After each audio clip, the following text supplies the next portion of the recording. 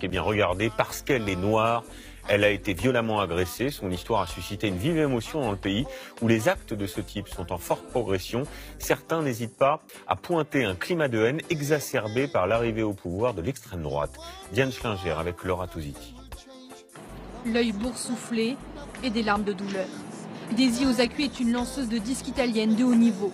Elle a reçu un œuf en pleine figure et a failli perdre un œil à cause, dit-elle, de sa couleur de peau. J'ai senti un choc très fort au niveau de mon œil. Je me suis jetée à terre et lorsque je me suis touché le visage, j'ai senti ce liquide. J'étais effrayée. Je croyais que c'était de l'acide. Je suis désolée de le dire, mais j'en suis certaine, c'est un acte de racisme. Une agression loin d'être un cas isolé. En 2 mois, plus d'une dizaine de violences racistes ont fait la une des médias italiens. Cette jeune femme était avec des amis dans un parc de Rome quand des jeunes les ont attaqués. Ils ont craché sur le visage de ma fille. Ils nous ont menacés, insultés en disant « Rentrez dans votre pays, on va tous vous tirer dessus ». Et ils ont donné un coup de poing sur le nez de mon amie. Pour le parti de gauche italien, c'est la faute du nouveau gouvernement populiste et d'extrême droite.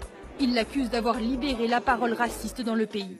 En vacances au bord de l'Adriatique, le ministre de l'Intérieur Matteo Salvini se met en scène et réplique. Alerte au racisme en Italie, ne disons pas de bêtises. Avant d'utiliser une citation de Mussolini pour faire taire ses détracteurs. Avoir beaucoup d'ennemis, c'est beaucoup d'honneur.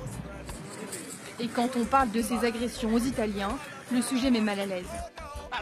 C'est faux. C'est faux. Au revoir. Non, l'Italie n'est pas un pays raciste. La situation en Italie n'est pas belle et souvent on s'en prend aux étrangers. Et c'est toute l'Italie, du nord au sud, qui est touchée par cette recrudescence xénophobe. Ici, les actes racistes ont augmenté de plus de 10% par rapport à l'an dernier.